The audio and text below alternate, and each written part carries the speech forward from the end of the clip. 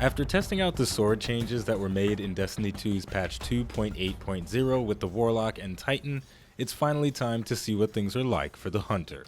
Each class so far had a unique way of interacting with swords, and by my estimation, the Hunter will be no different.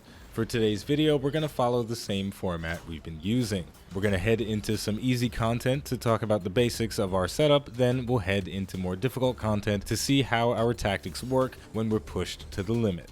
Now let's get started. Alright, it's time for some fun with the Hunter.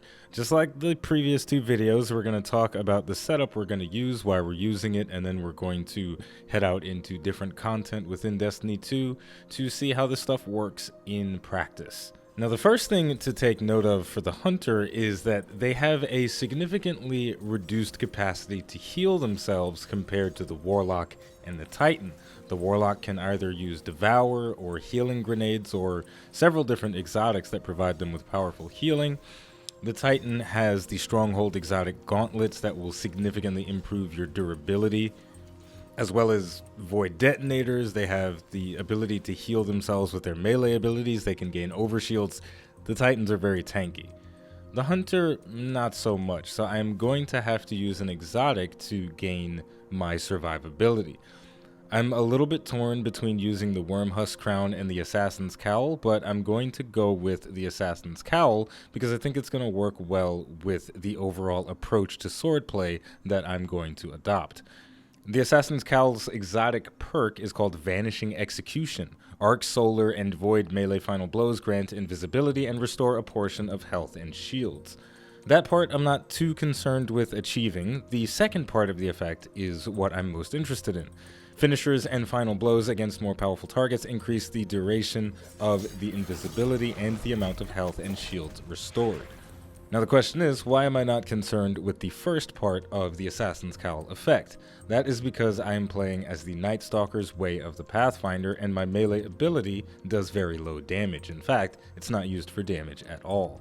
Vanish in Smoke allows me to throw a smoke bomb from a distance that makes me and nearby allies invisible and grants a stack of the Heart of the Pack buff. Heart of the Pack increases mobility, recovery, resilience, and weapon haste. Weapon haste is a blanket term for the different handling stats that a weapon has.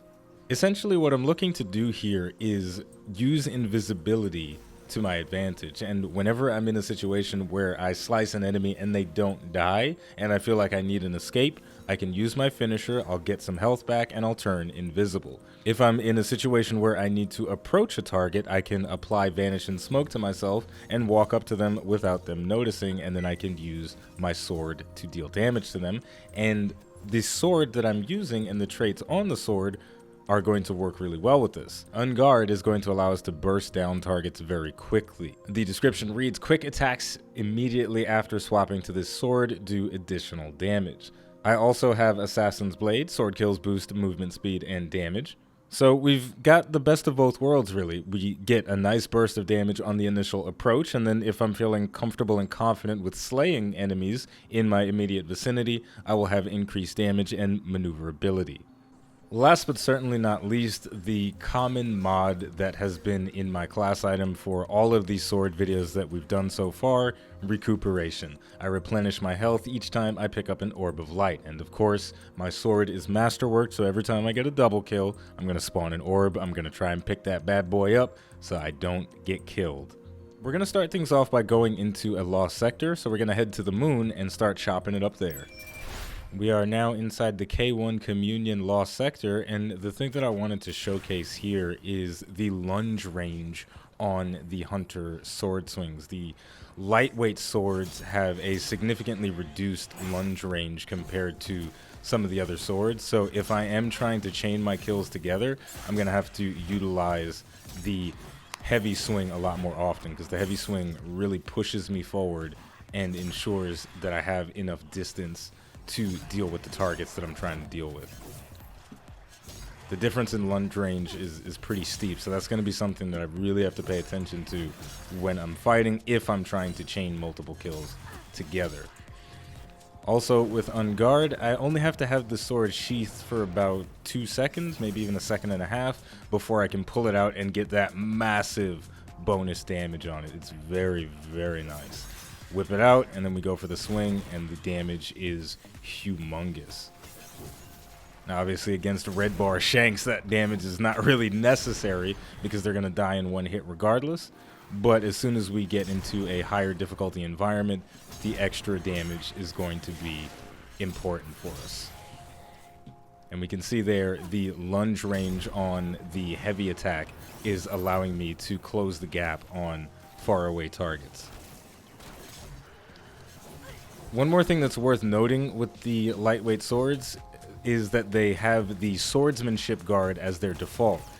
Their defenses are considerably lower than the other swords, but they recharge a little bit faster, so that's nice. So I'm not going to be nearly as tanky as I was when I was playing as the Titan, but that's okay because I do have the ability to turn invisible, and while I am invisible, enemies are not going to be shooting at me. That lunge range is going to be tricky to manage when I'm taking a lot more damage, but I think you guys get the point. So we're going to head into a Nightfall in the classic Nightfall playlist. Okay, we've touched down in the Broodhold Nightfall. This one is pretty challenging, but we have all the tools that we need to be successful here. The first thing that I want to talk about is the rotation that we're going to go through in order to be successful. I'm going to throw out my smoke and turn invisible. But before I engage with enemies, I want to use my Gambler's Dodge to reset my smoke. So why am I doing that? It's because if I find myself in an environment where escape is not easy, I want to have the ability to turn invisible. And I don't want to have to rely on using a finisher and the Assassin's Cowl to regain that invisibility. I want to rely on my smoke as my primary means of escape. So before I engage with the sword, I'm going to make sure I use Gambler's Dodge so that when shit inevitably hits the fan, I can just put my sword away, throw the smoke at my feet, and I'm good to go. Now, in this next area, we're going to be at a pretty huge disadvantage because there are going to be some wizards across the way, and there's not going to be much cover between me and the wizard. So I'm going to have to use my invisibility to approach them. So let's get that reset. I want to deal with the captain first. Hello? And then I'm going to pull back over here, reset that invisibility, go for the dodge, and I'm going to deal with these guys just with my primary. And for now, I'm going to focus down the wizards with Ariana's Vow. No big deal. There's no shame in using your ranged weapons. Sometimes I get into the habit of using my sword too much when there are just instances where it's better to use a regular weapon. That wizard is in such a weird spot. Let's see if I can... Alright, there we go. Not bad. The finisher going to put us back into invisibility. Gambler's Dodge to reset, and now we're good. This next bit is going to be ridiculously challenging. We've got a bunch of wizards and shielded knights to contend with, so I'm gonna struggle a little bit here. I'll try not to die. We'll see what happens. I don't have my melee available just yet because I messed up my rotation a little bit, so I'm just going to be passive for the time being until I get that melee back. But now I can scout around a little bit, see what the lay of the land is.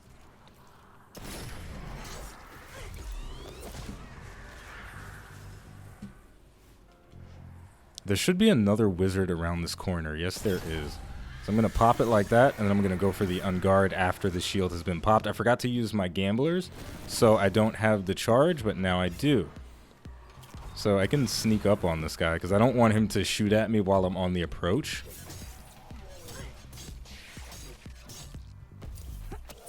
There we go. Now we get 15 seconds of invisibility for using a finisher on a mini-boss level enemy. That is huge. He's probably going to turn around and try to swing on me, but he stayed staggered for a pretty long time, so that felt good. So let's go and cash this objective in. We've got 9 more seconds of invisibility, and I'm going to walk up to these guys and gamblers to reset. We're doing great. We're doing great. I'm getting the hang of the differences in the lightweight sword. It took a little bit of work, but we're definitely there. Oh, there was another objective that I forgot to pick up. Perfect, perfect, perfect. Let's throw a grenade down on those guys and then put this biscuit in the basket. Now this part is going to be very tough because of the way the enemies are spaced out. They are clumped very close together. Okay, we got one, but I definitely need to pull out. But now we can go back in. I'll use my super. What the hell? Oh, I'm gonna die. Stop shooting at me, please.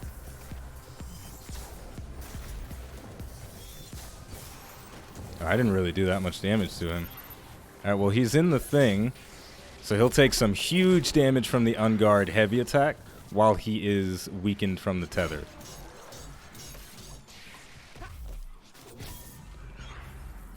The playstyle with the Hunter is definitely riskier than the playstyle with the Titan and the Warlock. I feel like I'm on a very tight rope at every moment of gameplay, but it does feel really cool to make it work.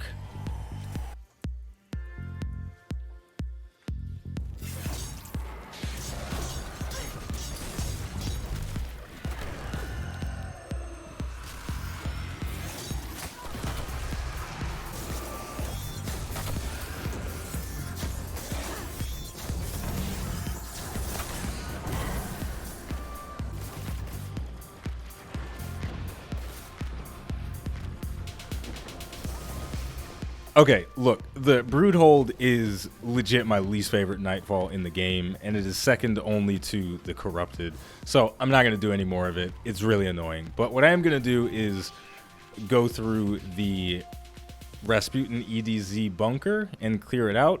And if it goes well, then I will give the daily legendary Lost Sector adventure a try. So let's go through the bunker buster and clear out the enemies. And then we'll check out the daily legendary Lost Sector. Alright, there is a barrier champion in the next room. So what I'm going to do to deal with him is the same thing that I've been doing to deal with major enemies. And that is stealth up to them and then open up with the unguard heavy attack and then follow up with as many light attacks as I can. He does have a bunch of enemies around him, so this is going to be a little bit risky. But if I'm quick, it won't be a problem.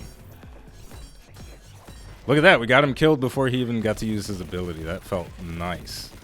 One thing that I did forget is that there are overload champions in the next room. So before we go in there, I'm just going to equip the overload sword mod so that we can deal with those guys without any issues. There is a giant servitor boss in this room. And I obviously can't slice the servitor with my sword effectively. I can do it, but it's not going to be a smart idea. So I'm going to use my ranged weapons. No big deal. Let's turn back invisible and reposition because I feel like these enemies are going to start attacking me. You know, let's go on a little bit of a spree. Oof. The lunge range, once again, proving to be something that's going to take adjusting to for me because I'm really not used to it. I'm used to having quite a bit more forward momentum on my swings. And I think the overload champions are out.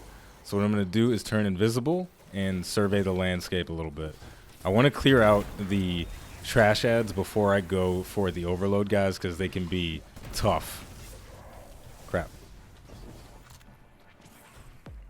Alright. Yeah, let's just deal with the trash enemies first. And then we'll worry about the overloads. I think we got most of them. Except for... No. No. Okay. Now... Yeah, we got most of them, so this should be no problem to deal with these guys. I just have to...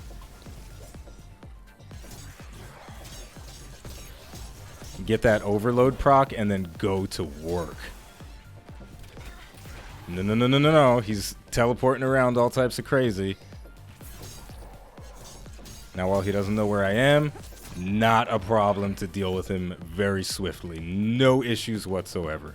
Took a little bit of setup. I had to be, real careful about how I tiptoed around there, but that was really smooth.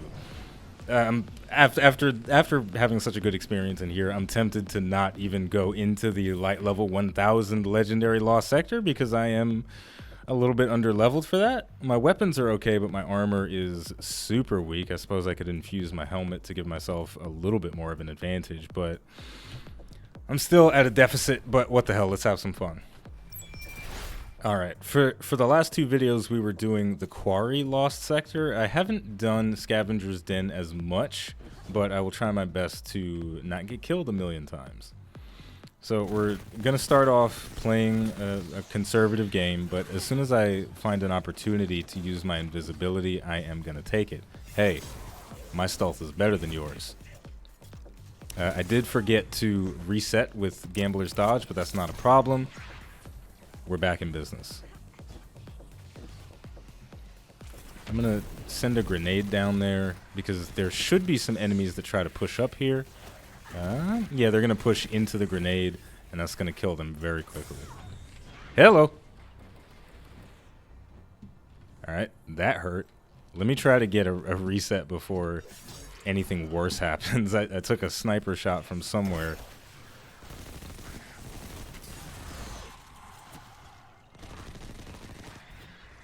All right, let me definitely pick up that recuperation. There's a vandal somewhere sniping. Oh, there he is. Okay. We're good now. We're good. There's a couple of more guys below me, so I'm going to stealth up and deal with them. Easy peasy. And before the last guy is dead, I am going to make sure I get the reset.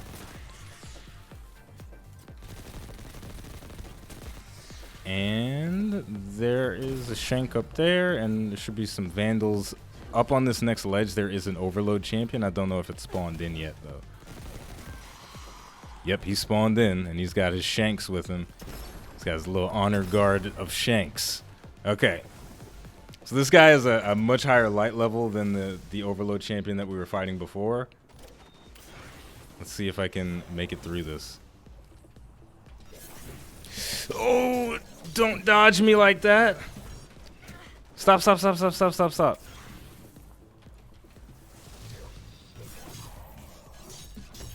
There we go. We got him staggered from our attack, but he is strong. I'm a little bit under leveled for this activity. That was nice, though. It's very tricky to deal with the overload champions if they teleport around, but as soon as you get that stun on them, it's no problem to cut them down to size.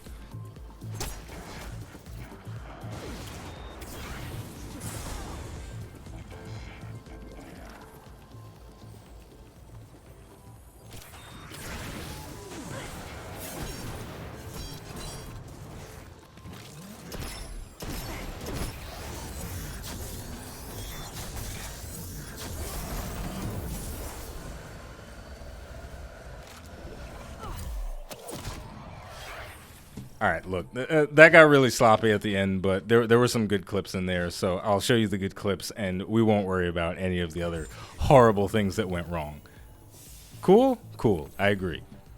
My final impressions on the lightweight sword is that it feels quite a bit more difficult to manipulate than the aggressive and the adaptive because of the limited lunge range on the light attacks, but overall, I will say that it felt fine. It certainly looks cool. The speed at which you perform those light swings makes it a bit easier to stagger the overload champions if you're using the overload sword mod. On guard was my favorite part about the sword experience that I had today, but that has less to do with the lightweight sword and more to do with the trait. So, in conclusion, the lightweight sword doesn't feel like it's a necessity for the hunter, but you're not wrong for wanting to use it. Also, when I'm playing the hunter, I don't feel like I will ever use the guard feature very often, even if I had a heavy guard or a balanced guard. the way the hunter operates, at least with the setup that I have, is more about maneuvering and using stealth to my advantage instead of trying to brute force my way through things and continuously heal myself through combat. It's more about get in, unguard, chop an enemy in the face, and then get back out with a vanishing smoke or a finisher. Whereas with the Warlock, I'm fighting as long as I can. With the Titan, I've got my freaking stronghold and I'm a juggernaut. I can't be killed. But with the Hunter, I'm a ninja, and I will use my ninja skills as best as I can. So with all of that said, if you enjoyed this video and any of the other sword videos for Destiny 2 that I released recently, be sure to let me know in the comments. And if you would like to support the channel more than you already do just by watching, liking, subscribing, and commenting, you can head over to patreon.com/iBluairJgR to become a patron. As always, the name of the game is Destiny 2. The name of the channel is iBluairJgR. Thank you for watching, and I'll see you next time.